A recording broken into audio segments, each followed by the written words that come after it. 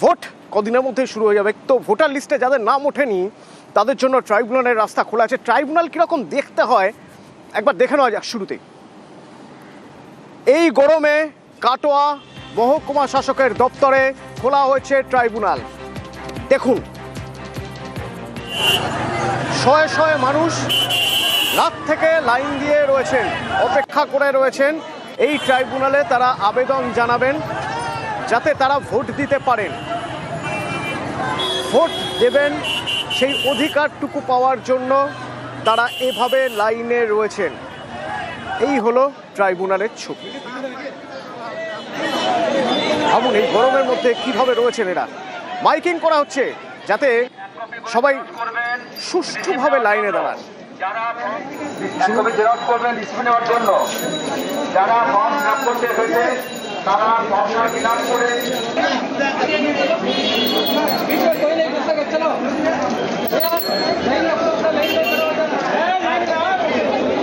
Voter লিস্টের special intensive রিভিশনের পর হিয়ারিংয়ে ডাকা হয়।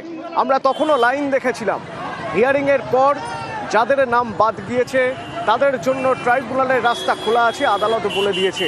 তো সেই ট্রাইব্যুনাল করা হয়েছে মহকুমা শাসকের দপ্তরে। সেখানে আবার লাইন ভিড়। এখান থেকে রণদেব রয়েছেন আমার সঙ্গে সরাসরি। রণদেব, আনুমানিক কত মানুষ দাঁড়িয়ে রয়েছেন, অপেক্ষা করে রয়েছেন? কাজ কতটা দ্রুত গতিতে হচ্ছে?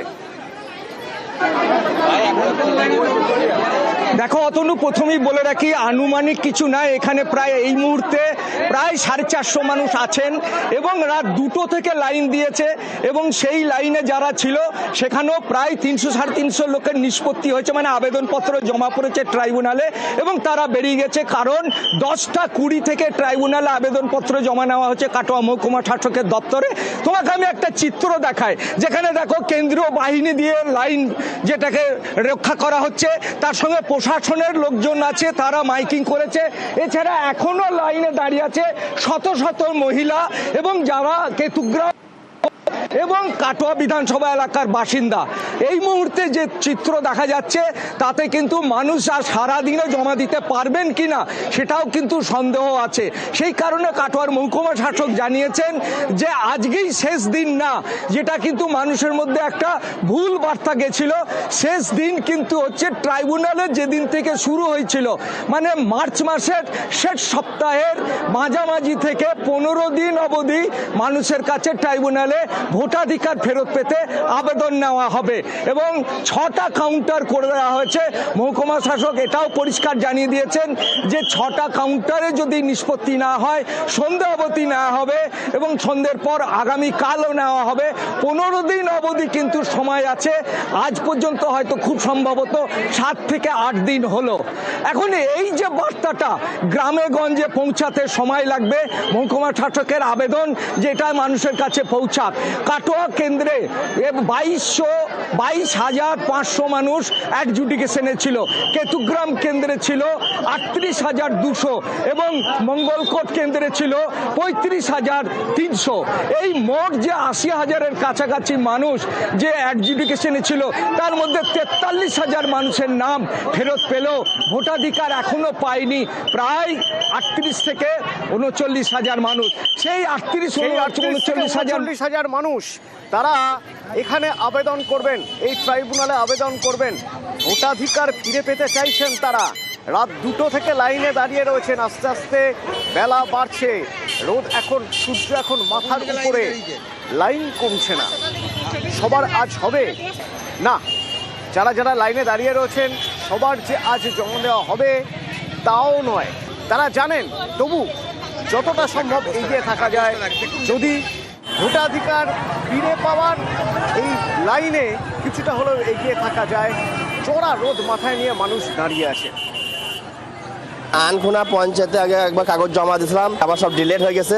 5-6 জনের আমাদের পরিবারের সবারই। আবার ফের এসে কাটোয়া কোর্টে এসডি অফিসে জমা করছি। সকাল 5টা থেকে এসে লাইনে দাঁড়িয়ে আছে। এখন এরপরে আর হবে না বলছে, আজকে লাস্ট ডেট। না হলে যাই যত কোনো অসুবিধায় পড়ে যাবো।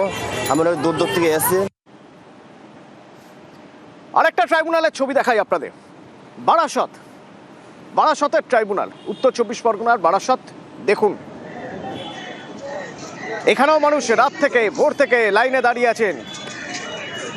ভোটাধিকার ফিরে পাওয়ার লাইন দিয়ে আবেদন করলে ট্রাইব্যুনালে, তারপর সেই আবেদন দেখে ট্রাইব্যুনাল থেকে সিদ্ধান্ত হবে ভোট দিতে পারবেন কিনা। তার জন্য মানুষ রাত থেকে দাঁড়িয়ে আছেন লাইনে। জিয়াউল আছেন এখান থেকে। জিয়াউল, আনুমানিক কত মানুষ লাইনে দাঁড়িয়ে এখনো?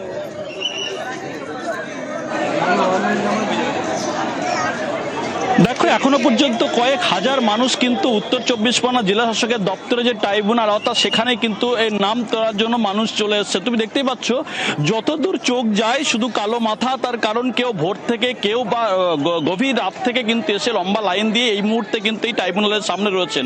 ইতিমধ্যেই প্রচুর পরিমাণে মানুষ আসছে। তার কারণ ইতিমধ্যে জেলা শাসক নিজে তিনি কিন্তু এই তদারকি করছেন। তার কারণ যে পরিমাণে মানুষ আসার কথা তার থেকে অনেক বেশি মানুষ তারা এই ট্রাইব্যুনালের নাম তোলার জন্য এসছেন, শুধুমাত্র ভোটাধিকার দেওয়ার জন্য। কিন্তু তুমি দেখতে পাচ্ছ প্রচুর মানুষ কিন্তু তারা লম্বা লাইন দিয়ে রয়েছেন। ফলে এখান থেকে প্রায় কয়েক কিলোমিটার দূরে কিন্তু এই লম্বা লাইন, কেউ ভোর থেকে রয়েছে, কেউ বা আগের দিন সন্ধ্যেবেলা থেকে কিন্তু এসে লম্বা লাইন দিয়েছেন শুধুমাত্র তার ভোটাধিকার প্রয়োগ করার জন্য, নাম তোলার জন্য। এই মুহূর্তে জেলা শাসকের দপ্তরে কিন্তু এই বিশাল মানুষের ভিড়। তারা কিন্তু দূর দূরান্ত থেকে এসছেন, কেউ সোদপুর থেকে এসছেন, কেউ বা এসছেন উত্তর বা সন্দেশখাল, সেখান থেকেও কিন্তু মানুষ লম্বা লাইন দিয়েছেন এই মুহূর্তে জেলা শাসকের দপ্তরে। জেলা শাসক নিজে কিন্তু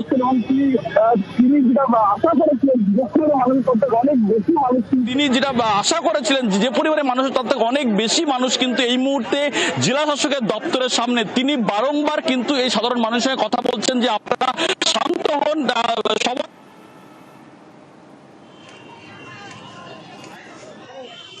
আমরা প্রায় 2 ঘন্টা দাঁড়িয়ে আছি। কি হয়েছে? প্রথমে কি আপনাদের নাম এসেছিল নাকি?